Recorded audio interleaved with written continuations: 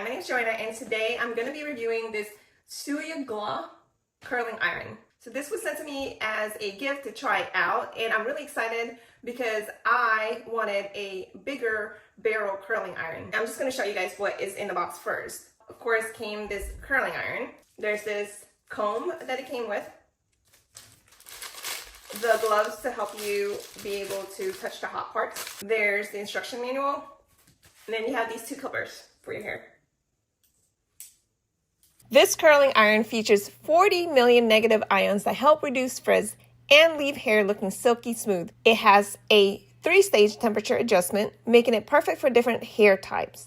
It heats up super fast. In just 30 seconds, it reaches up to 300 degrees Fahrenheit, so no waiting around for it to be ready. The temperature control display makes it easy to see and adjust the heat to your preference. I love the anti-scalding design on the top. You can hold it while styling without worrying about burning your fingers, especially helpful if you like to control your curls while wrapping your hair around the barrel. The ceramic coated plates ensure even heat distribution, so you get long-lasting curls without damaging your hair. You can already see the difference. This side is curled, shiny smooth, and frizz-free, while this side is just my natural hair. The negative ions really help enhance that sleek, polished look. Overall, this curling iron is quick, efficient, and easy to use. The fast heating adjustable settings and anti-frizz technology makes it a great addition to my hair routine. So I like the way my hair turned out using the curling iron. I would say this is suitable for people with really long hair and who wants more of a wavy look. If you wanted some tighter curls, I would go with a smaller barrel.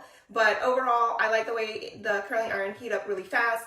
And that is perfect for me because I'm usually in a rush to go out the door in the morning. If you're looking for a new big barrel curling iron, this is definitely worth checking out. I definitely recommend it.